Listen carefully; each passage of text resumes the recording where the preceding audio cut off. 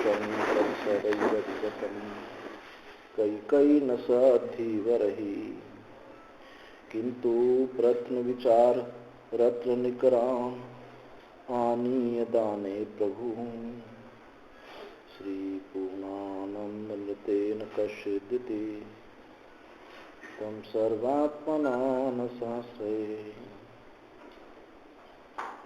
कान्तिशताम्रशते निन्दित शारदेन्दो यत्रैकतो विलसिता मसितांग शोभा वृंदावनेऽपि कृत्यामुनगांग संग राधा मुकुंद युगलम तदहं नमामि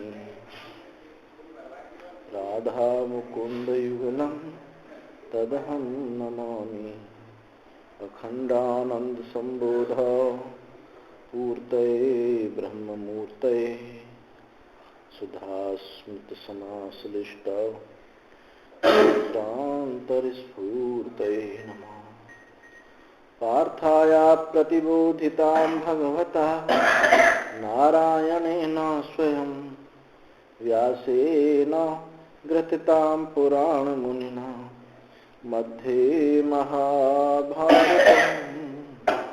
अद्वैतामृतवर्षिणीं भगवतीं अष्टादशाध्यायिनीम् अम्ब त्वामनुसन्दधामि भगवत् गीते भवद्वेषिणी नमोऽस्तु ते व्यास विशालबुद्धे फुल्लारविन्दायतपात्रनेत्र येन त्वया भारततैलपूर्णः प्रज्वालितो ज्ञानमयः प्रदीपः मूकं करोति वाचालं पंगुं लंघयते गिरिं यत्कृपातमहं वन्दे परमानन्दमाधवम्। चतुर्थ अध्याय 19वें श्लोक से पाठ। यस्य सर्वे समारंभाः काम संकल्प वर्जिताः ज्ञानाग्निदग्धकर्माणं तमाहु पंडितं बुधाः त्यक्त्वा कर्मफलासंगं नित्यतृप्तो निराशयः कर्मण्येभि प्रवृत्तोऽपि नैव किञ्चित् करोति सः निराशीर्यच्चित्तात्मा त्यक्त सर्वपरिग्रहः शारीरं केवलं कर्म कुर्वन्नाप्नोति किल्बिषम् यदृच्छालाभसन्तुष्टो द्वन्द्वातीतो विमत्सरः समसिद्धावसिद्धौ च कृत्वापि न निबध्यते। कल बताया कर्म में अकर्म को जो देखता है और अकर्म में जो कर्म को देखता है वही मनुष्यों में बुद्धिमान है, उसी ने ही संपूर्ण कर्म कर लिए हैं, वो युक्त है, योगी है। कर्म में अकर्म को देखना, अकर्म में कर्म को देखना, ये क्या अपने आप स्वरूप को देखना है, ये ज्ञान है। अब जो तदेतद कर्मणि अकर्म आदि दर्शनम स्तूयते, ये जो कर्म में अकर्म को देखने वाला है इसकी स्तुति की जाती है। ये जो ज्ञान है जिसमें ये प्रतिष्ठित है उसकी स्तुति की जाती है। तो कैसे स्तुति की गई कि यस्य सर्वे समारंभाः काम संकल्प वर्जिता ज्ञानाग्निदग्ध कर्माणं तमाहु पंडितं बुधा, जिसके सब समारंभ कर्मों का जो आरंभ है और वो काम और संकल्प से रहित है। कर्म हो रहे हैं लेकिन कामना नहीं है और संकल्प नहीं है। और बताया कि ज्ञान अग्नि से जिसके कर्म दग्ध हो गए हैं, जल गए, उसको विद्वान लोग पंडित कहते हैं। पंडित है तो पंडित की परिभाषा गीता में एक जगह और आई है और यहाँ है। तो ऐसी जिसकी बुद्धि है जो कर्म में अकर्म को देखता है, अकर्म में कर्म को देखता है, अर्थात अपने आत्म स्वरूप को देखता है, ऐसा जिसका निश्चय, ऐसी जैसी बुद्धि है, वो बुद्धि क्या है? पंडा है, और जिसमें प्रतिष्ठित है वो पंडित। तो यस्य यथोक्त दर्शिनः सर्वे यावन्तः सर्मारंभा कर्माणि समारभ्यन्ते इति समारंभः। ऐसे जो यथोक्त दर्शी जो तत्ववेत्ता है, जितने भी सब आरंभ हैं, जितने भी उसके आरंभ हैं, आरंभ क्या है? आरंभ्यन्ते इति आरंभ, जो आरंभ होते हैं, अर्थात कर्म ही कर्म आरंभ है। और ये कर्म सामान्य रूप से देखे जाते हैं तो कर्म कामना और कर्ता के ऊपर निर्भर करता है। कर्तृत्व है तो आप कर्म, उससे कर्म होगा। चाहे भले ही कितनी भी चुपचाप स्थिति करे, अपने कुछ भी दिखाए, मैं अकर्ता भाव में रहता हूं। अकर्ता भाव एक अलग चीज है, एक अकर्तृत्व दृष्टि एक अलग चीज है। अकर्ता की आप भावना कर सकते हैं, वो परंतु दृष्टि अलग होती है। भावना मन में बैठती है, दृष्टि बुद्धि में उसका प्रकाश होता है। एक सर्वदृष्टि, एक सर्वात्मा भाव, आत्मा भाव, और एक आत्मदृष्टि। ऐसे यहां समझ लीजिए, जो आत्मभाव है वो वस्तु वहां मौजूद है, वस्तु में ऐसी भावना की जा रही है कि वासुदेव सर्वम, वासुदेव सर्वम, वासुदेव सर्व, ये भगवान है, ये भगवान है, ये भगवान है। ये सर्वात्म भाव है। और जहां दृष्टि है वहां अंतःकरण नहीं है, वो निश्चय आत्म परवसाई है। जैसे भगवान ने गीता में कहा, माम अनुस्मर युद्ध च, मेरा अनुस्मर कर और युद्ध कर। अब ये दृष्टि है। जिसको दृष्टि प्राप्त हो गई कि मैं असंग आत्मा हूं, तो वो चाहे कर्म करता है नहीं करता है, वो आत्मदृष्टि उसकी बनी रहती है। यत्र यत्र मनो जाति तत्र तत्र समाधि। जहां जहां मन जाता है वो समाधि है, जहां जहां वो घूमता उसकी परिक्रमा है, जो मनोराज्य है उसकी भगवत लीला है। ऐसा जो महापुरुष है, तो सामान्य रूप से देखा जाता है अज्ञानता की दृष्टि में, जो भी कर्म होते हैं वो कामना और संकल्प पूर्वक होते हैं। कामना होती है संकल्प से। यदि संकल्प ना हो, सम्यक संकल्प माने सम्यगत की कल्पना, यथार्थ की कल्पना, ये सही है, ये सच्चा है, ऐसी भली प्रकार जो कल्पना है उसको बोलते हैं संकल्प। और ये हो कि तो झूठा है, तो ये झूठी है, ये जो फल रखे हुए हैं ये तो रबर के फल हैं। अब ये कल्पना नहीं है, संकल्प नहीं है। संकल्प में सम्यक कल्पना है, भली प्रकार की कल्पना है कि ये वस्तु है, सच्ची है, वो संकल्प होगा। तो कामना होती है संकल्प से। पहले संकल्प, काम जानामि ते मूलम संकल्पात्म जायसे। कि हे काम, मन की गीता है महाभारत में, मंकी ऋषि, उन्होंने कहा कि हे काम, मैं तुझे जानता हूं, तेरा जो मूल है वो संकल्प है, इसलिए मैं संकल्प ही नहीं करता हूं, तो उत्पन्न कहां से होगा। जब ये सम्यकत्व की कल्पना होती है कि ये वस्तु है, ये स्त्री है, सच्ची है, कागज की मसाले की बनी हुई नहीं है, सच्ची है, तभी उसके प्रति कामना होगी। यदि पता चल जाए कि झूठी है, कागज की बनी हुई है, रबर की बनी हुई है, तो उसके प्रति आकर्षण नहीं होता। तो काम का मूल है संकल्प। संकल्प से ही काम की उत्पत्ति होती है। इसलिए तत्व ज्ञान में सम्यगत की कल्पना ही समाप्त हो जाती है। ये हो जाता है, ये तो मेरा आत्मस्वरूप ही है, या ये सब मिथ्या है। और जब मिथ्यात्व का बोध हो गया, जगत ये मिथ्या है, ये जगत वहीं भास रहा है जहां है नहीं। स्वभावे अधिकरणे भासमानत्वम मिथ्यात्वम। अपने अभाव के अधिकरण आधार में ये भास रहा है, इसलिए ये मिथ्या है। दूसरी बात, एक परिभाषा, दूसरी परिभाषा ये है कि वहां भास रहा है जहां ये अनुचित स्थान में भास रहा है, अनुचित स्थान में दिखाई दे रहा है। जो अनुचित स्थान में होता है वो वस्तु होती नहीं है। एक जादूगर ने एक छोटी सी कटोरी में आम का पौधा लगा दिया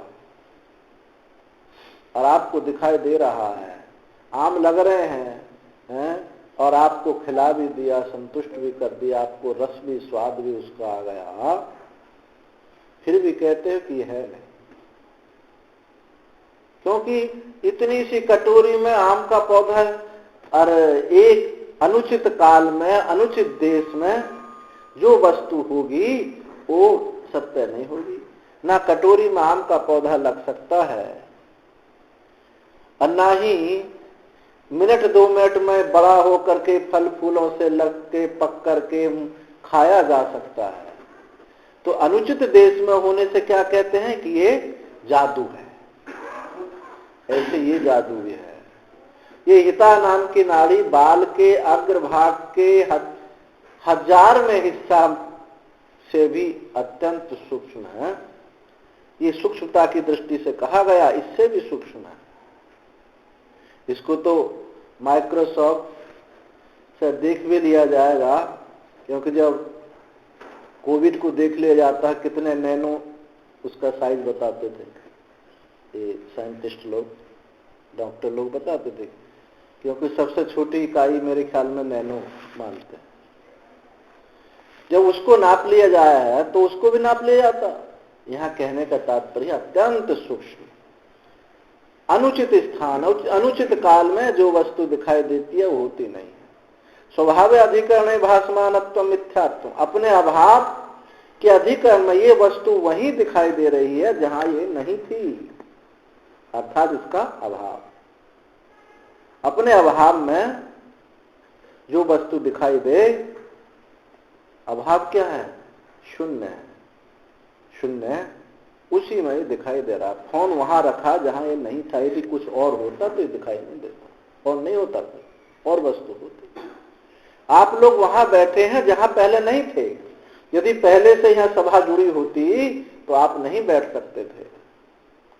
तो अपने अभाव में ही आप बैठे हैं, और अभाव माने शून्य। तो आपका जनक कौन हो गया? शून्य। अशून्य माने कुछ वस्तु नहीं। न शून्य का कि लंबाई बता सकते हो, न चौड़ाई बता सकते, मोटाई बता सकते, वजन नहीं। जिस वस्तु की, संसार में जिस वस्तु की लंबाई नहीं, चौड़ाई नहीं, मोटाई नहीं, वजन नहीं, उसको आप क्या कहोगे? वो वस्तु कहेंगे शून्य है नहीं। ऐसे ही उसी स्थान में ये सारा जगत खड़ा हुआ है जहां ये है नहीं। तस्माद् वा एतस्माद् आकाश संभूतः। उस इस परमात्मा से आकाश हुआ। आकाश माने शून्य, अवकाश, वहां ये खड़ा हुआ है। तो इसकी तीनों कालों में कोई सत्ता नहीं है। जब तीनों कालों में सत्ता नहीं है तो संकल्प कैसे हो सकता है? संकल्प के लिए वस्तु की सच्ची होनी चाहिए, सत्य होने चाहिए, तभी उसके प्रति कामना होती है। तो संकल्प ही नहीं उठता है, संकल्प ही नहीं है, सम्यकत्व की कल्पना ही नहीं है कि अच्छी है, भली है। ये है ये बात ही सिद्ध नहीं होती। जो वस्तु अपने अभाव में दिखाई देती है वो कभी हो नहीं सकती। इसलिए इस जगत का इतना ही अस्तित्व है, केवल प्रतीत हो रहा है। और कहो कि प्रतीति होने से दिखाई देती है इसलिए सच्चा है, तो देखो ये भी कोई तर्क नहीं है। जो दिखाई देवे वो वस्तु सच्ची। ये जो हेतु देते हैं, तर्क देखें, यत्र यत्र दृश्य, जहां जहां दृश्य दिखाई देती है तो वस्तु सत्य ही होगी, तो नहीं। स्वप्न दिखने, स्वप्न जो है इस जागृत से भी कोई कम अच्छा नहीं दिखाई देता, बहुत आनंददायक, बहुत जो जागृत है बिल्कुल वैसे ही दिखाई देता है। लेकिन फिर भी कहते वो तो वही सपना है, हम झूठा है कहते हैं। अज्ञानी कहता है कि दिखाई देता है इसलिए जगत सत्य है, और महापुरुष तत्वज्ञानी कहते हैं दिखाई देता है इसलिए ही झूठा है।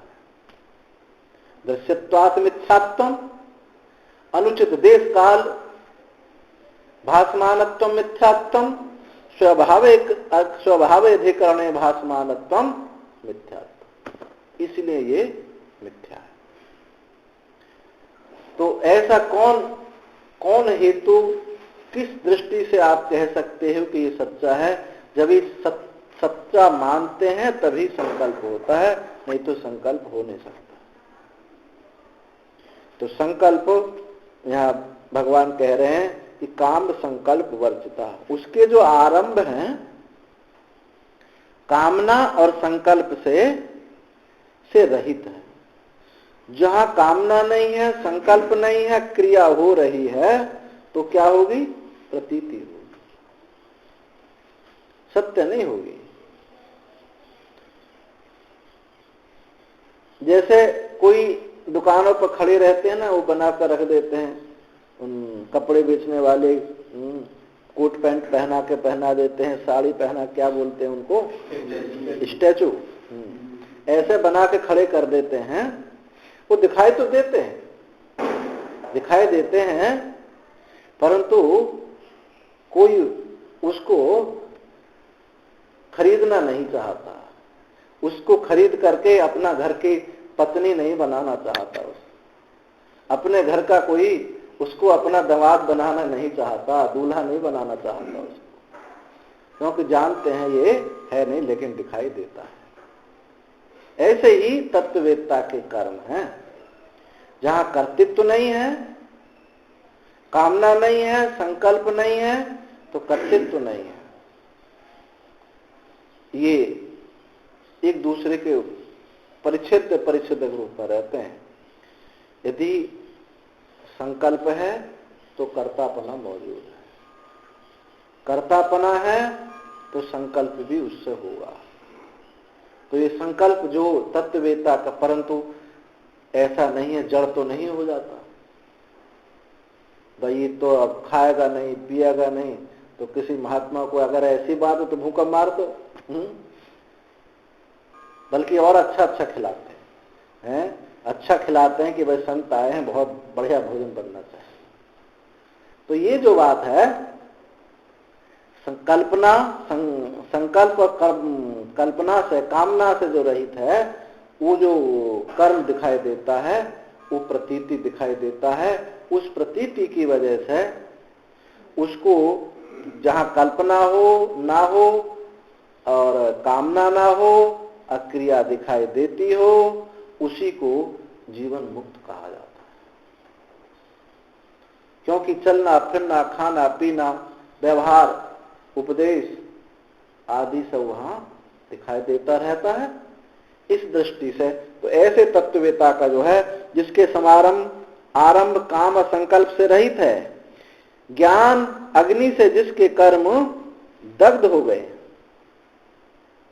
जल गए, संकल्प ही वर्जिता मुदैव चेष्टा मात्रम अनुष्ठीयन्ते प्रवर्तेन चेत, यदि वो सन्यासी नहीं है, गृहस्थ के कर्म करता हुआ, तो उससे लोक संग्रह के कर्म होंगे, वो अपने स्वार्थ के लिए है, कर्म उससे नहीं हो। जो ऐसा ज्ञानी है वो ये उससे ऐसे कर्म नहीं होंगे कि सब मेरे घर में आ जाए,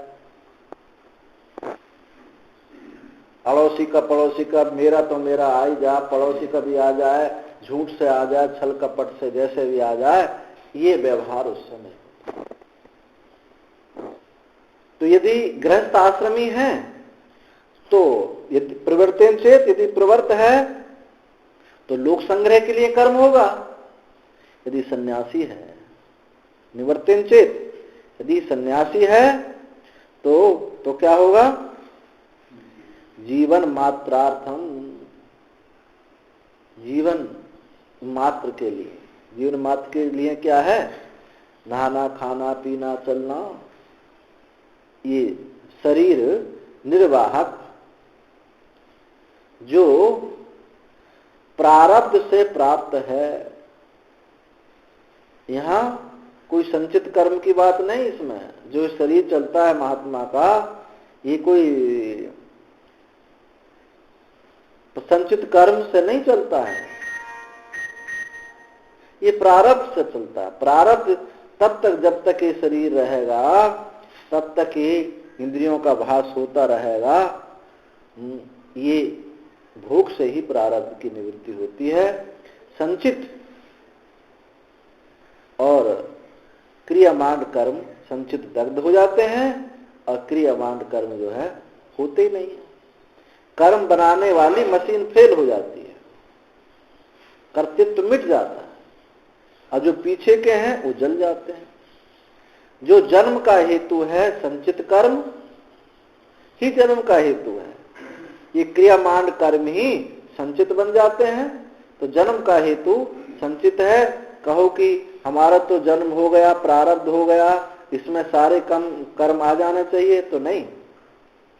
संचित का कुछ हिस्सा ही सही शरीर प्राप्त हुआ है, संपूर्ण संचित समाप्त नहीं हुआ। यदि संपूर्ण संचित कर्म समाप्त हो जाता तो आप जैसे ही प्रारब्ध हो गया तो आपका कर्तृत्वपना मिट जाता, कर्तृत्व भोक्तृत्वपना मिट जाता। इसलिए संचित कर्म तो रहते हैं, और एक शरीर में, एक जन्म में संपूर्ण संचित कर्म, विरुद्ध कर्मों को भोग भी नहीं सकते। मनुष्य जन्म हो गया, अब इसमें सुअर के, गधा के कर्म आप कैसे भोग पाएंगे? या एक गधा का जन्म है, योनि प्राप्त होगी, उसमें मनुष्य का कर्म कैसे भोग पाएंगे? इसलिए कर्म, पूरे संचित कर्म वहां आ नहीं सकते। तो सन्यासी के जो कर्म हैं, निवृत्त के जो कर्म हैं, वो शरीर मात्र कर्म होते हैं, शरीर निवर्त्य कर्म होते हैं, शरीर निर्वाहक कर्म होते हैं। और शौच भी जाएगा, स्नान भी करेगा, भोजन भी करेगा, घूमे फिरेगा भी। तो जो कर्म आवश्यक है, एक होते हैं इच्छित कर्म, एक होते हैं आवश्यक कर्म। जो इच्छित कर्म है, इच्छा से होने वाले कर्म हैं, वो तो जन्म मरण के हेतु होते हैं। और जिन कर्मों में आवश्यक है शरीर की पूर्ति के लिए, इस शरीर को जीवित रहने के लिए हवा की आवश्यकता है, शरीर जीवित रहने के लिए खाने पीने की आवश्यकता है। इसलिए तत्ववेत्ता महापुरुष को मनोराज्य नहीं होता, स्वप्न नहीं होते, क्योंकि मनोराज्य आवश्यक नहीं है, लेकिन भोजन करेगा, शौच जाएगा, वो कर्म होंगे जिसमें अभिमान नहीं बनता। आप शौच जाते हैं, आपको अभिमान होता है कि मैं शौच जाता हूं? नहीं, थोड़ा बहुत हो जाता, हम तो जाते हैं, ऐसा संभव है? नहीं होता। इसलिए कुछ कर्म ऐसे होते हैं जिनमें अभिमान नहीं हो सकता। ये ऐसे ही तत्ववेत्ता के कर्म होते हैं जिनमें अभिमान नहीं होता, जो आवश्यक हैं। आवश्यक कर्म अलग हैं और ऐच्छित कर्म अलग हैं। ऐच्छित कर्म होगा तो मनोराज्य होगा, और मनोराज्य होगा तो स्वप्न भी होगा। तत्ववेत्ता का कितना ही व्यवहार में वो हो, 5 मिनट उसको छोड़ दो चुपचाप, तो सब बिल्कुल वही ताजगी, वही स्फूर्ति उसको प्राप्त हो जाएगी जो पूरी रात सो कर होती है। क्योंकि मनोराज्य नहीं होता। मनोराज्य में ऊर्जा व्यस्त होती है, गर्मी बढ़ती है, कर्तृत्व होता, मन कार्य, इंद्रिय काम नहीं करती, मन काम करता है, वहां कर्म की समाप्ति नहीं होती। इसलिए वहां ऐसे महापुरुष को मनोराज्य भी नहीं होता। तो वही वस्तुतः ऐसा जो महात्मा है जिसकी ज्ञान अग्नि से कर्म दग्ध हो गए हैं, कर्म में जो अकर्म को देखा है, अकर्म में जिसने कर्म को देखा है, वही दर्शन है, वही ज्ञान है, और ज्ञान ही अग्नि है। ज्ञान की अग्नि नहीं, ज्ञान एवं अग्नि, ज्ञान ही अग्नि है। ये अग्नि समस्त कर्मों को जला देती है, शुभ अशुभ, पाप पुण्य, धर्म अधर्म। ये धर्म को भी जलाती है, अधर्म को तो जलाती ही है, लेकिन धर्म को भी जलाती है। न पाप रहता है, न पुण्य, न धर्म अधर्म, कुछ नहीं। सबको जलाकर अपना जो अस्तित्व मात्र है, सत्ता मात्र है, होना मात्र है, बस वही अवशिष्ट है। इसी को ऐसा जो यस्य तमाहु परमार्थतः पंडितम बुधा ब्रह्मविद, ऐसे हो। अज्ञानी लोग किसी को पंडित कहें तो बड़ी बात नहीं है। तो आओ पंडित जी पाया लागू, आओ बोलते हैं ना समाज में, पंडित जी पाया लागू, पंडित जी भी खुश हैं, हाँ खुश रहो यजमान, बोलते रहते हैं, आशीर्वाद देते हैं, सब बोलते रहते हैं समाज में। अब हो कम होता जा रहा पाया लगाओं का हिसाब नहीं, गांव में तो यही बोला ही जाता था, पंडित जी पाया लगा। तो इसको अज्ञानी पंडित कहें, वो पंडित हो भी सकता है, नहीं भी हो सकता है, परंतु जिसको विद्वान पंडित कहें वो तो निश्चित पंडित है। तो यहाँ तो भगवान कह रहे हैं कि ब्रह्मवेत्ता लोग उसको पंडित कहते हैं। अब उसके विषय में कोई संदेह नहीं रहेगा कि पंडित नहीं। अब वो चाहे उसका यज्ञोपवीत हो या ना हो, चोटी जनेऊ है या ना है, तो भी पंडित, क्योंकि वो ज्योति स्वरूप स्वयं प्रकाश का वहां प्रतिभास हो रहा है, उसका स्फुरित हो रही है, इसलिए वो पंडित है।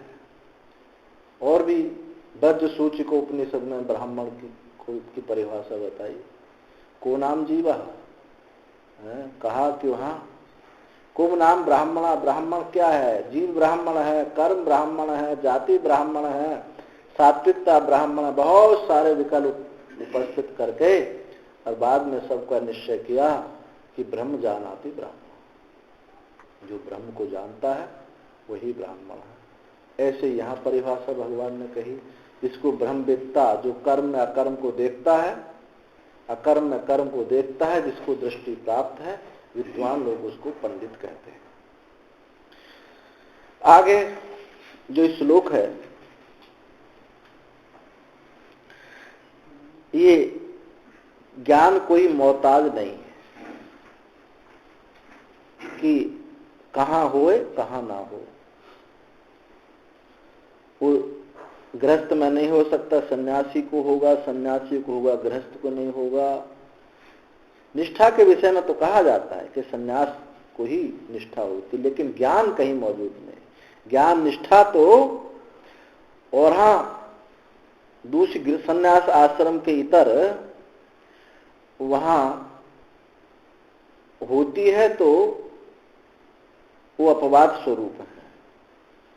ज्ञान सबको हो सकता है, लेकिन निष्ठा सन्यासी को ही होती है, क्योंकि सर्व कर्म, सन्यास का सब कर्म का त्याग ही में ही निष्ठा होती है।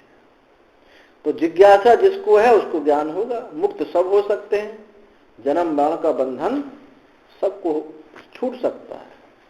तो यहाँ इस आगे के श्लोक में जो आ रहे हैं, ऐसे जो लोग कर्म ऐसे जो हैं कि गृहस्थ आश्रम में ही जिनको तत्व ज्ञान हो गया है, उनके विषय में ये आगे श्लोक है यस्तु अकर्मादिदर्शी सो अकर्मादि दर्शनादेव निष्कर्मा सन्यासी जीवन मात्रार्थ चेष्ट सन कर्माणि न प्रवर्तते यद्यपि प्राग विवेकतः प्रवर्तः। ऐसा जो अकर्मी है, अकर्मादि के दर्शन से जो निष्कर्मा है, सन्यासी जीवन मात्र ही जिसकी चेष्टा है, कर्मों में प्रवर्त नहीं होता है, यद्यपि प्राग विवेकतः प्रवर्ता, यद्यपि वो विवेक होने से पहले प्रवर्त था, ज्ञान होने से पहले कर्मों में प्रवर्त था। तो जो ज्ञान होने से पहले कर्मों में प्रवर्त था, ज्ञान हो गया, तो अब उसके जीवन में जो कर्म हो रहे हैं, उसके जीवन में संन्यास हुआ नहीं। संन्यास ज्ञान होने से पहले जो कर्म थे, फिर उसको ज्ञान हो गया, अब फिर उसने वहीं गृहस्थ आश्रम में ही रहते हुए, तो यस्तु जो प्रारब्ध कर्मासन उत्तर काल उत्पन्न आत्मदर्शी सम्यक दर्शन सर्व कर्म कर्मणि प्रयोजन अपश्यन साधनम कर्म परित्यज्यति एवं स कुतश्चिन निमित्तात् कर्म परित्याग असंभवे सति कर्मणि तत्फले च संग्रहितया सप्रयोजन अभावात् लोक संग्रहार्थम पूर्वत कर्मणि प्रवर्तोपि नैव किंचित करोति ज्ञानाग्निदग्ध कर्मत्वात् तदीयम कर्मा कर्मैव संपद्यते। तो जो विवेक हो गया, जिसको प्राग विवेकतः प्रवर्त, विवेक होने से प्रवर्त जो कर्म करता था,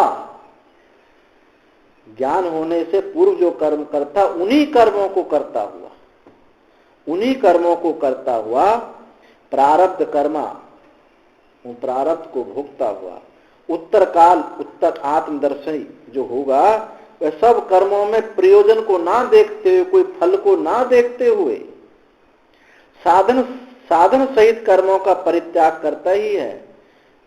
किंतु जो कुतश्चित कोई किसी निमित्त से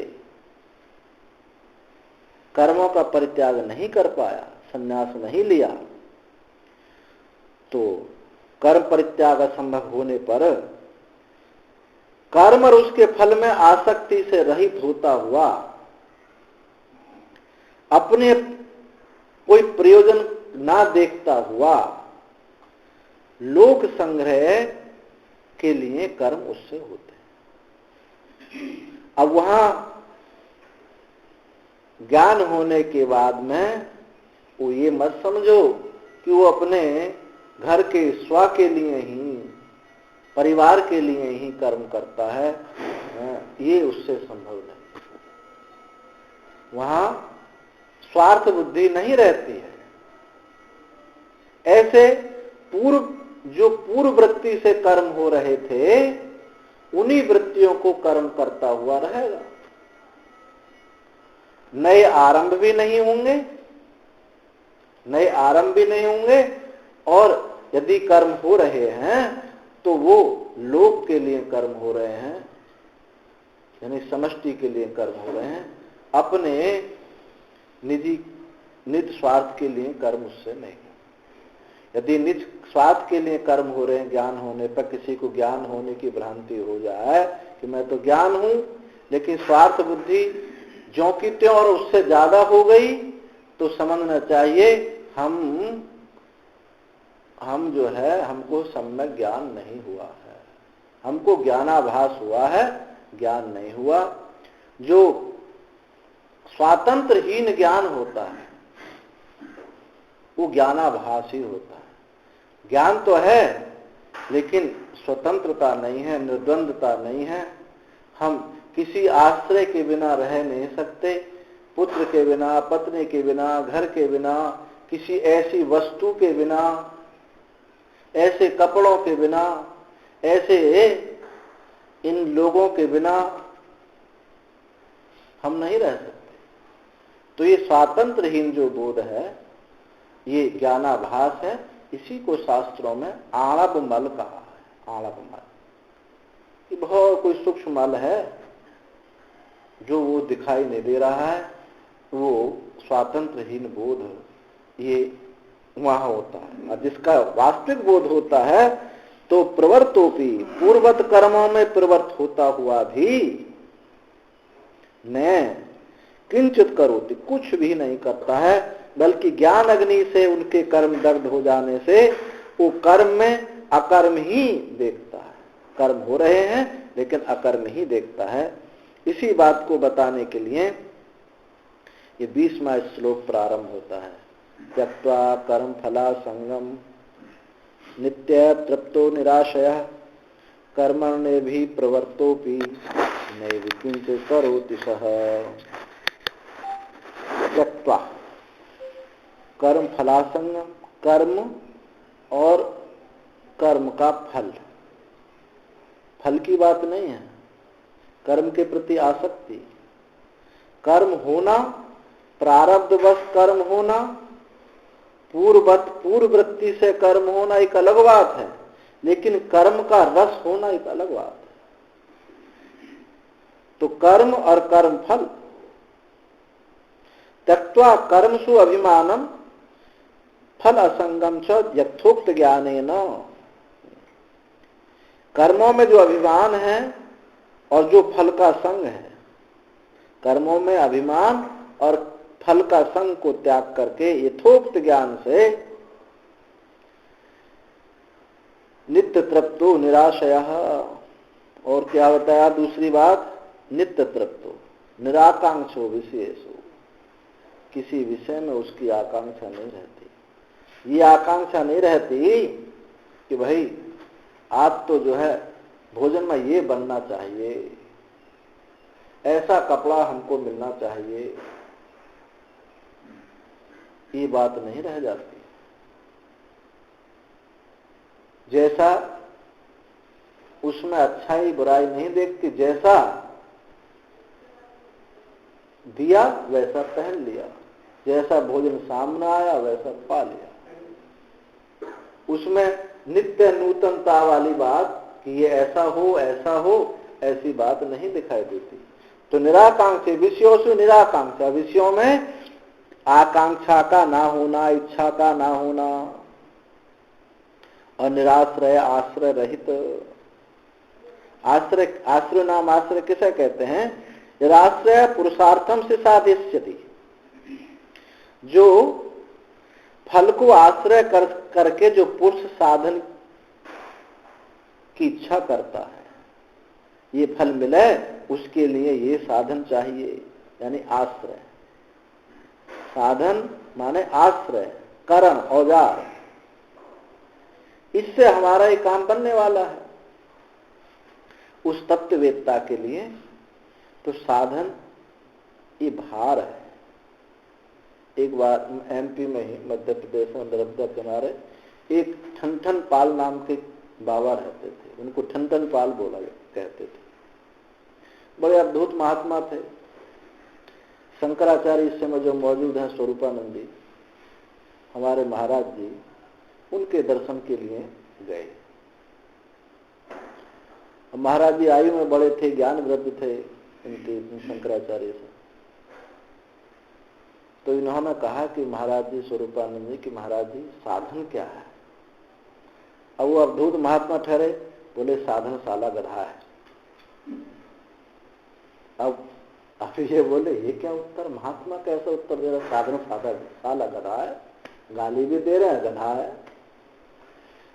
तो उनको कुछ बात समझ में आई। महाराज जी तो समझ गए। महाराज जी से बोले, महाराज जी मेरे तो बात समझ में इनका उत्तर आया नहीं। यार ये ऐसे अद्भुत महात्मा गलत तो कुछ बोलेंगे नहीं, फक्री भाषा में क्या मुझे नहीं समझ में आया। तो बोले महाराज जी ने कहा है कि गाधा का काम क्या होता है? ढोना। साधन तो ढोने के लिए है, ढोने की सामग्री हो, जब ढोने वाला है तो गधा ढोएगा, ढुलवाया जाएगा तो ढोएगा। तो जब तक ये साधन है तो ढोते रहो। जब निर्भर हो जाता है, निस्साधन हो जाता है, कोई किसी प्रकार का बोझ नहीं रहता, वही निराश्रित है। तो साधन सहित कर्म फल का जो त्याग कर दे हो जाता है, वही हल्का है, वही वही निर्भर है। और हम ढोई फिर रहे हैं, अज्ञानी जन क्या ढोता रहता है, पूरे जीवन ढोता है। देखो गधा से भी गई गुजरी स्थिति है मनुष्य की। कैसे गई गुजरी स्थिति है? गधा पर वजन लाद दिया, उसके साथ गधा को चलाने वाला ना हो तो गधा बोझा को गिरा देता है। लेकिन ये मनुष्य, ये तो मरते दम तक भी और लादता ही रहता है, लेकिन गिराता नहीं। तो गधा से बुरी स्थिति है मनुष्य की नहीं है? बताओ। पशु पक्षी इतनी जड़ता में है मनुष्य, पशु पक्षी ज्यादा बढ़िया। जब कोई भूकंप आने वाला हो, आंधी आने वाली हो, तो पक्षियों को, पशुओं को आभास हो जाता है कि अब आंधी आने वाली है। पक्षी चहचहाने लगते हैं। वर्षा भारी होने वाली, चींटी अंडा ले लेकर भागने लगती है। और ये इतना संवेदनशील है। और ये मनुष्य तो विपत्ति सामने खड़ी है, काल सामने खड़ा हुआ है, फिर भी हिलता नहीं है। शेषा स्थावर मिच्छन्ति किम आश्चर्यम मतः परम। आश्चर्य क्या है? आश्चर्य यह है, आहनि आहनि भूतानि गच्छन्ति यमालयम् शेषा स्थावर मिच्छन्ति किमतः परम किम आश्चर्यम मतः परम। दिन लोग यम के लोक को जा रहे हैं। हम खुद अर्थी ले जा के फूंक रहे हैं, 50 सैकड़ों फूंक दिए हैं, लेकिन हम तो रहेंगे। अभी तो हमको यहाँ रहना है। शेषा स्थावर मिच्छन्ति। इससे बड़ा आश्चर्य क्या होगा? यही आश्चर्य है। काल सबको खा रहा है। अस्मिन महामोह मय कटाए सूर्याग्निना रात्रि दिवंदनेन मास ऋतु दर्वी परिघट्टनेन भूतानि कालः पचती दिवाता। लोग ये चर्चा करते रहते हैं। एक अस्मिन महामोह, बहुत बड़ी मोह रूपी कढ़ाई है। मोह की ऐसी कढ़ाई है, बहुत विशाल कढ़ाई है। अस्मिन महामोह मय कटाए, उसमें सूर्याग्नि लगी हुई है। सूर्याग्निना रात्रि दिवंधनेना, दिन और रात उसमें ईंधन लगाए जा रहे हैं। मासा ऋतु, मास और ऋतु, उसमें दरवी माने बोलते हैं पलटा, जिससे हलवा बनाया जाता नहीं, पलटा। मासा ऋतु दरवी परिघट्टनेना, उस मास ऋतु उस बड़ी कढ़ाई में पलटा है। और कौन पक रहे हैं? भूतानि कालः पचती दिवाता। ये भूत पक रहे हैं उसमें। जन सस्यमेव जायते, धान की तरह उगते हैं, पकते हैं, फिर मर जाते हैं। यही काल भगवान का हलवा बन रहा, मोह रूपी कढ़ाई। ये आश्चर्य है, ये वार्ता है। तो छोड़ते नहीं है। तो पशु पक्षियों को आभास हो जाता है। तो हमारी स्थिति तो पशु पक्षियों से भी गिरकर है। काम की दृष्टि से भी देखा जाए तो हमारा मनुष्य का कोई काम का कोई टाइम नहीं, उनका एक निश्चित समय है। तो और कहते हैं कि हम तो मनुष्य हैं। ये आचरण वृत्ति तो मनुष्य से ज्यादा पशु पक्षी में दिखाई दे रही है। तो मनुष्य तो ढोते रहने की आदत है। तो जिसने साधन सहित कर्मों का परित्याग कर दिया है, वो निराश्रय है। उसके आश्रित सब हैं। जो किसी के आश्रित नहीं है, वस्तुतः उसी के आश्रित सब हैं। और देखो, जो किसी का आश्रय रहता है वो जीवित तो भले रह रहा है, लेकिन फलक बुलागा नहीं। आप देख लो, उसकी स्वतंत्रता नहीं हो सकती। पेड़ के नीचे पेड़ नहीं लगता। पेड़ के नीचे पौधा लगा दो कोई, तो वो हो भी जाए, हरे पत्ते दिखाई भी देते रहे, लेकिन फलीभूत नहीं होता। तो निराश्रय है। आश्रय माने जो फल को आश्रय करके जो पुरुषार्थ को सिद्ध करना चाहता है, उसको बोलते आश्रय। जो दृष्ट अदृष्ट इष्ट साधन आश्रय रहित इत्यर्थ है। इस लोक के परलोक के जो इष्ट प्रिय फल की जो साधन है उनसे वो रहित है, यानी साधन के भार से रहित है। विदुषा क्रियमाणम कर्म परमार्थता कर्मैव। इस प्रकार ऐसे विद्वान से किए जाने वाले जो कर्म हैं वस्तुतः वो अकर्म है। इसलिए कहा कि वो काम संकल्प से रहित है। तस्य निष्क्रिय आत्म संदर्शनत्वात्, क्योंकि उसका निष्क्रिय आत्मा का दर्शन हो गया कि मैं निष्क्रिय आत्म स्वरूप हूं। ऐसे प्रयोजन के अभाव वाला हो जाने से साधन सहित कर्मों का परित्याग करना त्यागता ही है। ऐसे प्राप्त होने पर कहते हैं निर्गम असंभवात लोक संग्रह कीर्षया शिष्ट विग्रह परिजिहीर्षया वा। कुछ ऐसे होते हैं, ऐसा बोध होने पर भी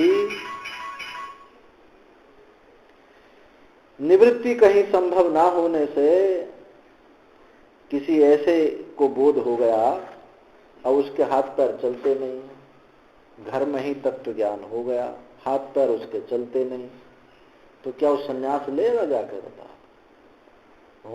उसका भिक्षाटन आदि करके रहेगा वहां, तो उसको तो वहीं अपने नाती पोतों के द्वारा ही वहीं भोजन करना होगा, वहीं रहना पड़ा।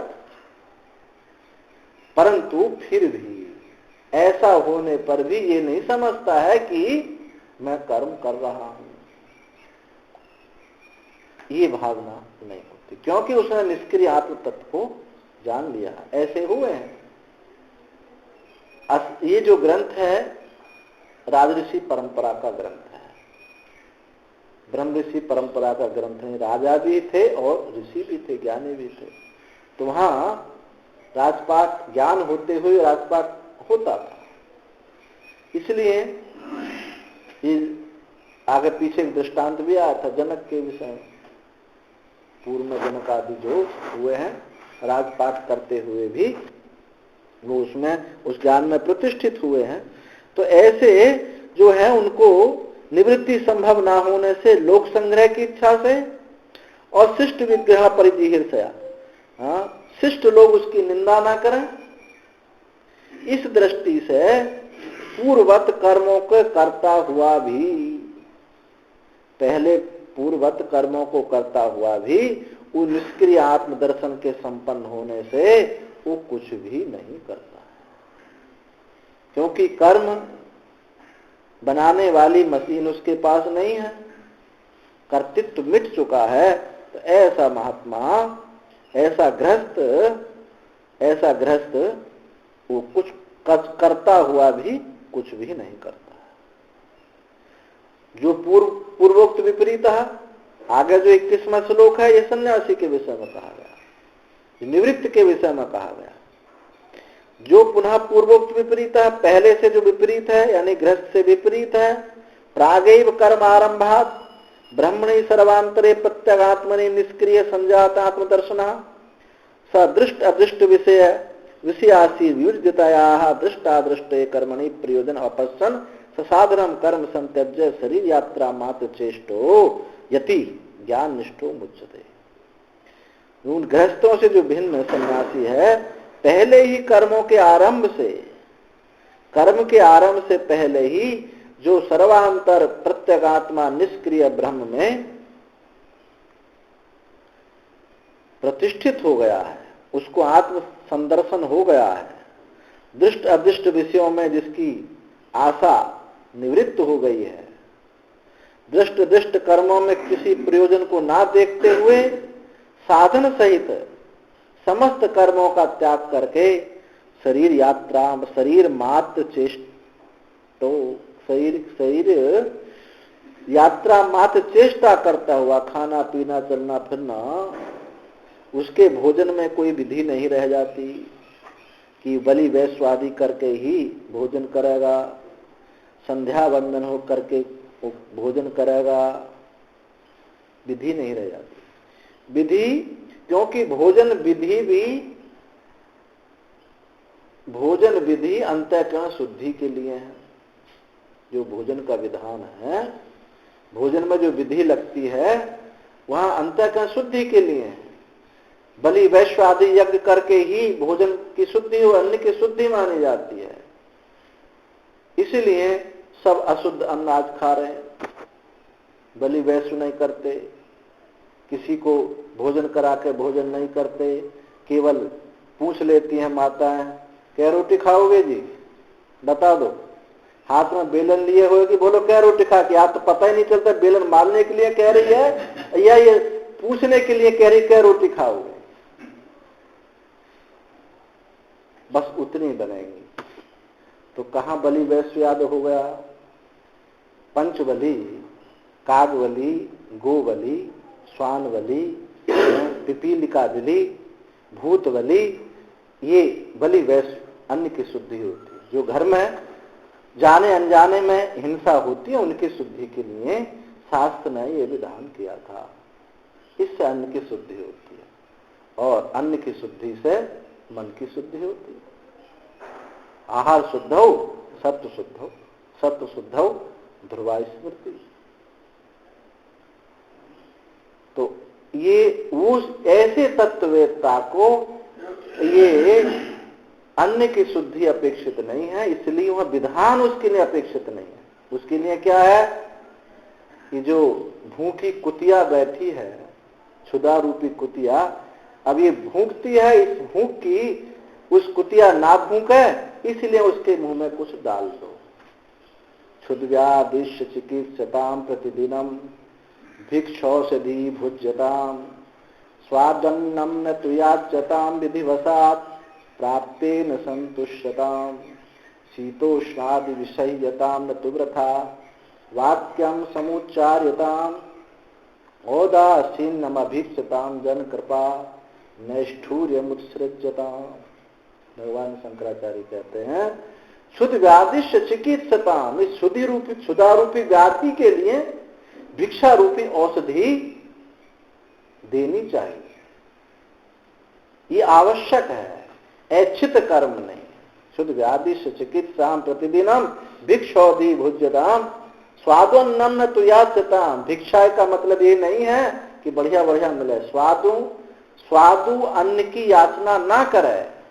अब ये सन्यासी का वर्णन चल रहा है। स्वादोन्नम न तुयाच्यताम विधिवसात् प्राप्तेन संतुष्टताम, विधिवत प्रारब्धवत यदृच्छा जो मिल जाए उसी में संतुष्ट रहे। शीतोष्णादि विषय्यताम, शीत उष्ण को सहन करे। शीतोष्णादि विषय्यताम न तु वृथा वाक्यम समुच्चार्यताम, व्यर्थ के वाक्य ना बोले जिनका कोई प्रयोजन नहीं है। एक संत के पास एक जने बोले महाराज जी आज बहुत ठंडी है। थोड़ी देर पीछे बोले आज बहुत ठंडी है, फिर बोले आज बहुत ठंडी है। महात्मा बोले भैया तेने हमारे पर बहुत कृपा कर, अगर ना बताते तो मैं तो ठंडी में मर जाता, अब तुमने कह दिया मैं रजाई ओढ़ लूंगा। अरे भाई जो मुझको भी तो मेरे शरीर को भी तो लगती है, मुझे नहीं पता चले कि ठंडी है नहीं है। व्यर्थ वाक्य, यही व्यर्थ वाक्य है। हम पूरे दिनचर्या को अपने देखें तो व्यर्थ वाक्य 70% मिलेंगे, क्योंकि सत्य जो है इतना व्यवचरित नहीं होता, यथार्थ भाषण इतना हो ही नहीं सकेगा। जो ज्यादा बोलता है अब निश्चित रूप से झूठ बोलता है। आप देखने कभी भी वाक्य तो सत्य है बहुत थोड़े होते हैं, इस व्यवहार में भी सत्य वाक्यों के सत्य वाक्य बहुत थोड़े। और जो वास्तव में परमार्थ सत्य है वहां तो शब्द ही झूठा है, शब्द बोलना ही मिथ्या है, वो शब्द मिथ्या है। तो ऐसा इस प्रकार से वो तत्ववेत्ता शरीर मात्र यात्रा के लिए वही उसकी चेष्टा हो, ज्ञान निष्ठा वही सबको छोड़ देता है।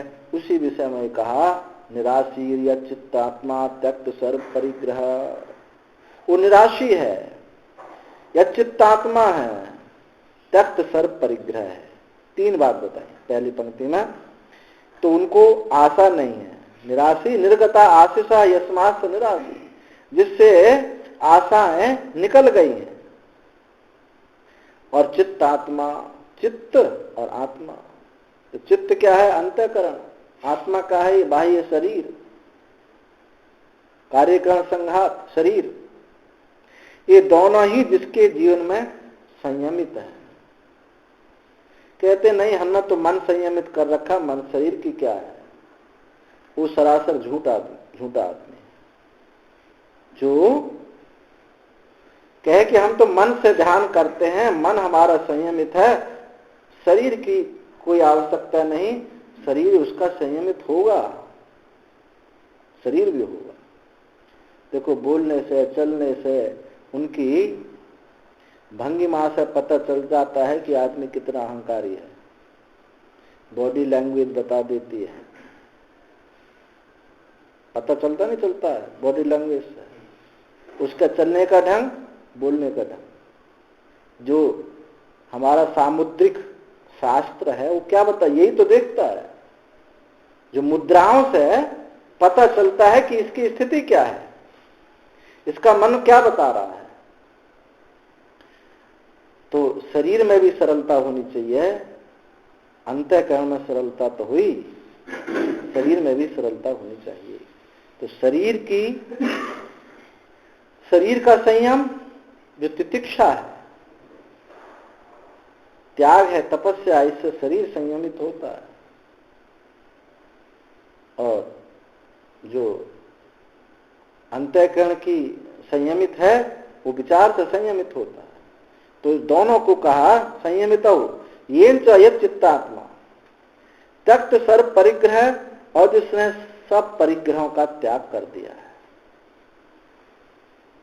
ये जो ग्रह हैं ऐसे ग्रह सब ओर से, परितः अभितः सर्वतः, ऊपर भी ग्रह है, नीचे भी ग्रह है, इधर भी ग्रह है, बगल में इस हाथ में ग्रह है, उधर हाथ में, सारे ग्रह हैं। है ग्रह नहीं ग्रह? बताओ।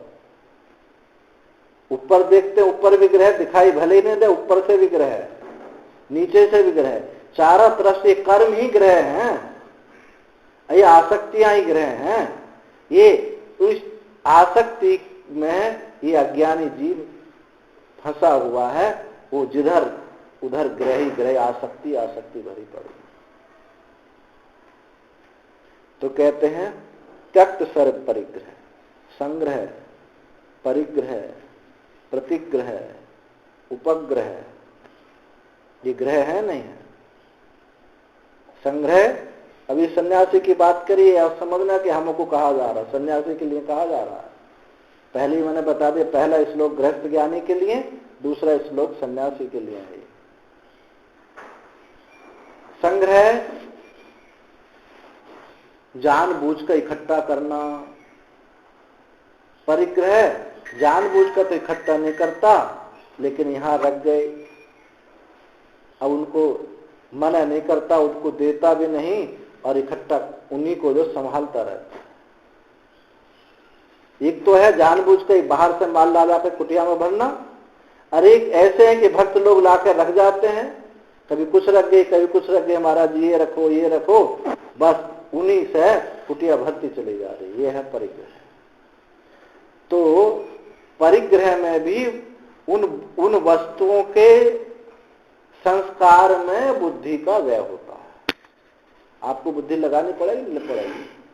भैया इसको इस अलमारी में लगा दो, इसको यहाँ सजा दो, इसको ऐसा करो, उसको संभालने सुधारने में बुद्धि का व्यय होता है। जब हमारी बुद्धि व्यय इसमें लग गई तो आत्मचिंतन कैसे हो, आत्मनिष्ठा कैसे हो? संग्रह, परिग्रह, प्रतिग्रह माने दान लेना, उपग्रह बार बार मुंह चला, पूरे दिन खाता है, कभी टॉफी डाल ली, कभी कुछ डाल दिया, पूरे दिन। अधिक बार बार जल्दी खाने से वृत्ति चंचल होती है, क्योंकि रचना का मन के साथ जननेन्द्रिय, मन, ये रचना तीनों में जल की प्रधानता है। और जल किससे है? चंद्रमा से है। चंद्रमा का स्वभाव कैसा है? चंचल। इसलिए जिसको स्वादु भोजन करने की इच्छा रहती है, स्वादु भोजन करता, उसमें भोजन में जिसका प्रबल रस है, वो उसके जीवन में ब्रह्मचर्य नहीं होगा, काम वासना में नियंत्रण नहीं कर सकता हो। तो ये जो बार बार खाना उपग्रह है, इससे वृत्ति चंचल होती है।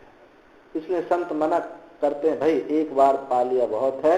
और यहां तक भी नियम बना लेते हैं, एक अन्नम भुंजियात, एक अन्न का ही भोजन करेंगे एक बार। तो ये परिग्रह है, सारे ग्रह हैं, इस सारे ग्रहों का परित्याग कर देता है। अशारीरम केवलम कर्म, शरीर, शारीरम केवल शब्द का प्रयोग किया है। तो शारीरम केवलम कर्म, शरीर स्थिति मात्र प्रयोजनम केवलम, तत्रापि अभिमान वर्जिता, और वहां भी अभिमान रहित। शरीर के लिए ही कर्म होते हुए, आवश्यक कर्म होते हुए भी उनमें भी अभिमान नहीं होता। ऐसे कर्मों को करता हुआ न प्राप्नोति किल्बिषम अनिष्ट रूपम धर्माधर्मम पाप पुण्यम इत्यादि न आपनोति प्राप्नोति। वो कर्मों को करता हुआ किल्बिष को, ये किल्बिष यहां देखो, किल्बिष का अर्थ पाप नहीं है। क्यों नहीं है? प्रसंग को देखिए, जब ये कहा जा रहा शारीरम केवलम कर्म कुर्वन्नाप्नोति किल्बिषम, तो यहां धर्म भी और अधर्म भी, धर्म भी उसके लिए पाप है। किल्बिष शब्द का अर्थ यहाँ धर्म को भी पाप कहो और अधर्म को भी पाप कहो, पुण्य भी यहाँ पाप ही है। इसलिए भगवान भाष्यकार ने कहा अनिष्ट रूपम पापम धर्मम च धर्मोपि मुमुक्षो किल्बिषमेव बंध आपादकत्वा, क्योंकि मुमुक्षु के लिए धर्म भी ये बंधन का हेतु होने से ये किल्बिष ही है। ऐसे इन दोनों से मुक्त हुआ, वो संसार से मुक्त हो जाता। अब प्रश्न उठता है कि भाई ये शारीरम केवलम कर्म कहा है, शरीर निवर्त्य शारीरम कर्म अभिप्रेतम अथवा शरीर स्थिति मात्र प्रयोजनम शारीरम केवलम कर्म, शरीर के द्वारा होने वाले कर्म को शारीरिक कर्म कहा है अथवा शरीर निर्वाहक कर्म कहा है। शरीर से होने वाले कर्म और शरीर निर्वाहक कर्म दोनों में अंतर हो जाता है। यदि शरीर से होने वाले कर्म हम कहेंगे तो यहां पाप भी इकट्ठा हो सकता है, पुण्य भी इकट्ठा हो सकता है, क्योंकि शरीर से पुण्य भी होता है, पाप भी होता है, जन्म मरण का हेतु होगा। इसलिए उचित क्या है, केवल शब्द से कहने से, क्योंकि केवल शब्द का प्रयोग किया, शारीरम केवलम, यदि केवल शब्द का प्रयोग नहीं किया तब तो मान लेते शरीर से होने वाले कर्म, लेकिन केवल शरीर से होने वाले कर्म, तो इससे सिद्ध होता है कि जो शरीर के आवश्यक हैं, शौच स्नान आदि, ये ही शरीर निर्वाहक कर्म, जिससे शरीर ये जीवित रहे, वो कर्म तो कौन है? सन्यासी के कर्म होते ही क्या हैं? 2 लंगोटी हैं, जो उसका संग्रह परिग्रह कितना है सन्यासी का कि 2 लंगोटी, एक कमंडल है, एक गुदड़ी है, बस यही उसका वो है। अब इसमें वो कितना विक्षिप्त हो सकता है। तो शरीर निर्वाहक शौच जाना, स्नान आदि करना, इसमें कोई भी अभिमान नहीं हो सकता। तो शारीरम केवलम कर्म का मतलब है शरीर निर्वाहक कर्म, शरीर को की जीवित रखने के लिए किए जाने वाले कर्म, ये कर्म सारी निर्वाह कर्म है। तो इन कर्मों को करता हुआ भी भिक्षाटन आदि कर्म जो है इनमें भी अभिमान वो नहीं होता है। तो देखो, यदि हम भिक्षा में भी, भिक्षाटन आदि में भी यदि हमारी ये वृत्ति हो जाए कि हमको जाने कोई कि तो बड़ा विद्वान है। एक बार शंकराचार्य और गुरु दत्तात्रेय हुआ। अब शंकराचार्य तो कुमार अवस्था, यौवन अवस्था में तो 30-32 साल के सही छोड़ गए। बड़ा सुंदर चेहरा, बड़े विद्वान। तो सौंदर्य लहरी का भगवान शंकराचार्य ने एक सौंदर्य लहरी एक स्तोत्र लिखा, उसका पाठ करके भिक्षा करके ला रहे थे। तो माताएं देखते हैं कि थोड़ा उम्र का कोई सन्यासी हो तो बड़े प्रेम से बड़ी अच्छी भिक्षा देती, और सुंदर हो, विद्वान हो।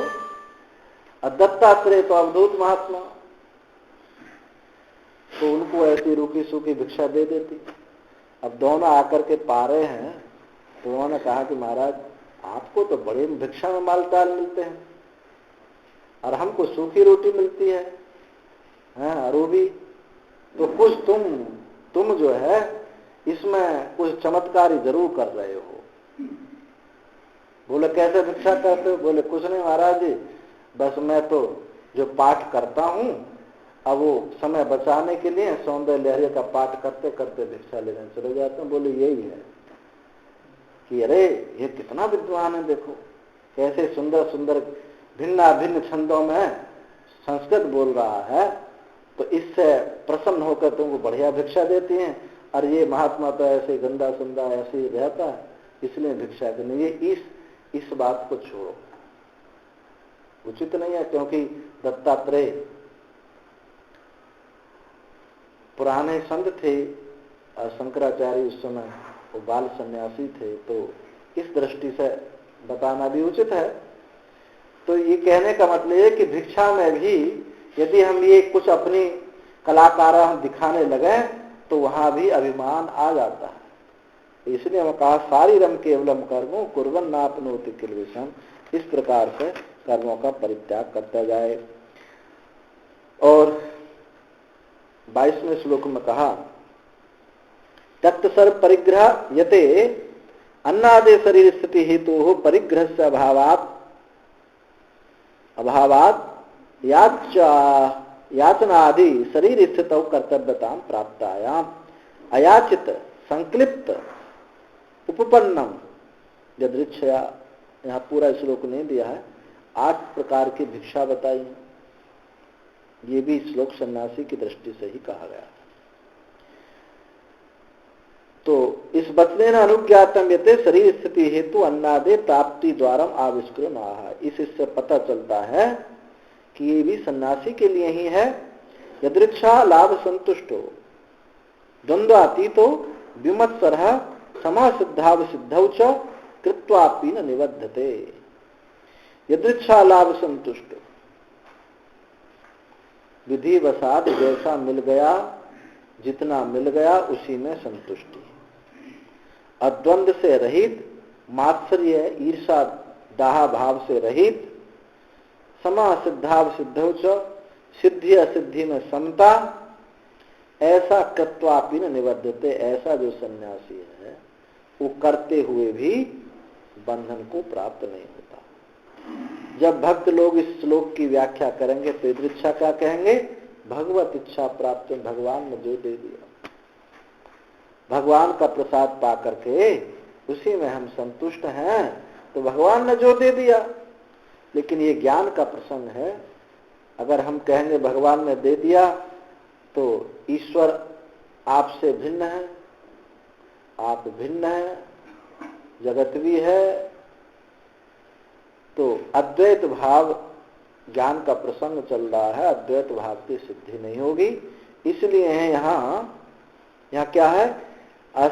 यदृच्छा लाभ संतुष्टो अप्रार्थितो अपनतो। अपने आप जो बिना प्रार्थना किए हुए जो मिल जाए।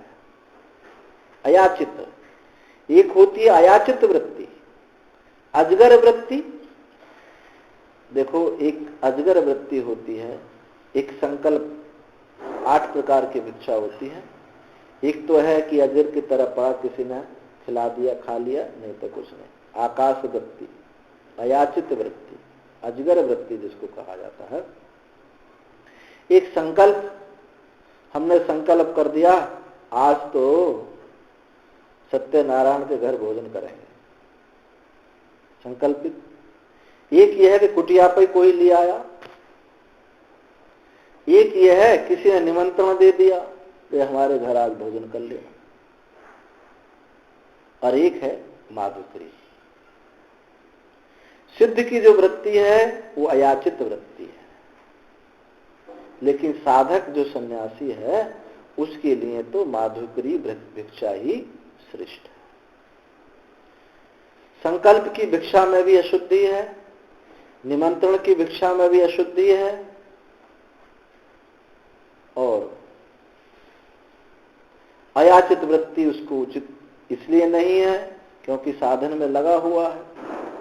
नहीं कोई लाया तो प्राण जो है वो कोई साधन ही नहीं कर पा रहा है, मूर्छा जैसी आ जाती है। तो माधुकरी भिक्षा, मधुकर माने भौरा, जैसे भौरा किसी पुष्प को हानि नहीं पहुंचाता, ऐसे ही सन्यासी जा जा करके 2, 4, 5, 6, 8, 7, 8, 9 घर जा करके थोड़ा थोड़ा सबसे बचा हुआ अन्न ले आए, जिससे गृहस्थ को भी बोझ ना पड़े और उसकी क्षुधा की निवृत्ति हो जाए। तो ये 8 प्रकार की भिक्षा बताई है। तो यदृच्छा लाभ संतुष्टो, जो बिना मांगे, बिना प्रार्थना किए जो लाभ है, यदृच्छा लाभ है, उसी में संतुष्ट, बस अलम संजात अलम प्रत्यय, बस पर्याप्त है, इसके अलावा और कोई चेष्टा ना करे। और द्वंद्वातीत, द्वंद्व क्या है? शीत उष्ण, सुख दुख, मान अपमान, लाभ हानि, ये सब क्या है? जोड़ा है। ऐसा द्वंद्व माने जोड़ा। इनसे जोड़ों से, ये जोड़ा ही खतरनाक है, जोड़ा ही ये संसार में बहा देता है। जब तक जोड़ा नहीं होता तब तक निर्द्वंद होते हैं, फिर जोड़ा होने पर अब जोड़ा के भी जोड़ा हो गया, अब तो जोड़ा नहीं, एक ही बच्चा पैदा करते हैं, एक ही पर्याप्त है। तो जोड़ा के जोड़ा, उसकी चिंता, ये जोड़ा ही हमको आगे भटकाता रहता है। तो इस द्वंद्व से शीत उष्ण, देखो वो भी उचित नहीं है। जो गंगोत्री में तो रह ले और यहाँ आकर ना रह पाए, यहाँ रह ले गंगोत्री में ना रह पाए, तो शीत उष्ण में सम नहीं है, जो सब जगह समता कर सके। तो द्वंद्वातीत, वो शीत उष्ण आदि भी हन्य मानोपी अविषण चित्तो द्वंद्वातीत उच्यते, जिसका चित्त उद्विग्न को प्राप्त नहीं होता है। विमत्सर, मत्सर्य भाव, अरे ये तो हमसे बहुत आगे निकल रहा है। विमत्सर, विगत मत्सर, दाह, ईर्षा, जो वैर बुद्धि है उसमें विमत्सर, विगत मत्सर यस्य इति विमत्सर, जिसका मात्सर्यता, दाह, ईर्षा जो है इसमें नहीं है। कब होगी ईर्षा? अपने से जब किसी को बड़ा मानेगा, उत्कृष्टता देखेगा, तभी उसके प्रति दाह होगी। तो विमत्सरता नहीं है, द्वंद्व नहीं है, लाभ संतुष्टि है, और सिद्धि मिले ना मिले इसमें भी उसकी समता है। तो ऐसा जो यति है, एवं भूतो यति अन्नादे शरीर हेतु लाभ लाभयो समूह हर्ष विषाद वर्जिता कर्मादव कर्मदर्शी यथा आत्मभूत दर्शन निष्ठा सन शरीर स्थिति मात्र प्रयोजने भिक्षाटन आदि कर्मणि शरीर आदि निवर्तन नैव किंचित, ऐसे भिक्षाटन आदि करता हुआ भी, उसको करता हुआ नैव किंचित करूंगी, मैं कुछ भी नहीं करता। ऐसा गुणों में बत रहे हैं। इस प्रकार संपरीक्षमाण अपने को देखता हुआ, कर्तृत्व का भाव को देखता कि मैं करता नहीं हूं, भोगता नहीं हूं, भिक्षाटन आदि में भी मैं कुछ कोई कर्म नहीं मुझसे हो रहा है। लोक व्यवहार सामान्य दर्शन रूप से लौकिक ही आरोपित कर्तृत्व भिक्षाटन आदो कर्मणि कर्ता भवति, क्योंकि लोक व्यवहार कहते हैं अरे हम खाते हैं तो तुम भी तो खाते हो, हम कुछ कर्म करते तुम्हारा भी तो कुछ कर्म है। तो वो जो लोक व्यवहार सामान्य दर्शन से लौकिकों के द्वारा जो आरोपित किया गया उसमें कर्तृत्व आदि, वो भिक्षाटन आदि कर्म में वो कर्ता होता है, वस्तुतः उसमें भी कर्तृत्व भाव ना हो। स्वानुभवेन्तु शास्त्र प्रमाण जनितेन अकृतैव, अपने अनुभव से और शास्त्र प्रमाण, शास्त्र ने जो बताया उससे हमारी अनुभूति मेल खानी चाहिए। तो शास्त्र, श्रुति, युक्ति और अनुभूति तीनों जब एक लाइन में आती हैं, श्रुति अनुसार युक्ति, उसी के अनुसार अनुभूति, जो अनुभव है वही श्रुति कहती है, तब उसकी यथार्थता है। श्रुति कुछ और, शास्त्र कुछ और कहता है, अनुभूति हमारी और कहता है तो ये उचित नहीं है, उसमें संशय है कि तत्वनिष्ठ है या नहीं है। ऐसा परमार्थ रूप से पर आध्यारोपित कर्तृत्व शरीर स्थिति मात्र प्रयोजन भिक्षाटन आदि कर्म कृत्वापि न निबद्धते, करके भी निबंध नहीं होता है। अब यहां देखो इस श्लोक में भी, इसमें आप कृत्वापि इस श्लोक में भी कहा, और पीछे 20वें श्लोक में भी कहा कर्मण्ये भी प्रवृत्तोपि, अपि, करते हुए भी। ये क्या दिखाता है? इसको बोलते हैं शास्त्र में कैमौतिक न्याय। किमुत, कहना ही क्या, करते हुए भी। और भी 18 अध्याय में आपको मिलेगा, यस्य नाहंकृतो भावो बुद्धि यस्य लिप्यते हत्वापि सीमान लोकान न हन्ति न निबध्यते, वहां भी अपि शब्द का। जिसके अहंकार नहीं, इससे अहंकृतो भावो, बुद्धि इसकी लिप्त नहीं है, हत्वापि सीमान लोकान, समस्त लोग को मारते हुए भी वो न करता है न बंधता है। तो आप यदि ना मारे तो कहना ही क्या, इसको बोलते हैं कैमौतिक न्याय। तो यहां भी कृत्वापि, करते हुए भी, जब करते हुए नहीं बनता तो ना करे तो कहना ही क्या, सोने पर सुहागा। इसको सोने पर सुहागा मतलब ये यदि नहीं करता तो और सुशोभित होता है। यदि किसी सन्यासी के जीवन में नाम मात्र भी चेष्टा नहीं है तो और सुशोभित है, और करते हुए भी बनता नहीं है। तो ये यही बात बताता है, अपि अपि सब दिखाता है कि निवृत्ति को ही लक्षित करता है। तो ऐसे इन श्लोकों में बताया कि वो बनता नहीं है। बंध का हेतु कर्म सहेतुक, जो बंध का हेतु जो कर्म है वो ज्ञान अग्नि के द्वारा दग्ध हो गया है, इसलिए वो करे। यस्त्वात्मतिरेव स्यात् आत्म तृप्तस्य मानवः आत्मनेव संतुष्टः तस्य कार्यं न विद्यते, नैव तस्य कृतेनार्थो न कृतेन हि कश्चन न चास्य सर्वभूतेषु कश्चिदर्थ व्यपाश्रया। उसके करने से भी कोई प्रयोजन नहीं, ना करने से भी कोई प्रयोजन नहीं। तो ऐसा जो महात्मा है कि कर्मों के करते हुए भी वो बनता नहीं है, क्योंकि ज्ञान अग्नि से उसके समस्त कर्म दग्ध हो गए हैं। ओम पूर्णमदः पूर्णमिदं पूर्णात् पूर्णमुदच्यते पूर्णस्य पूर्णमादाय पूर्णमेवावशिष्यते। ओम शांति शांति शांति।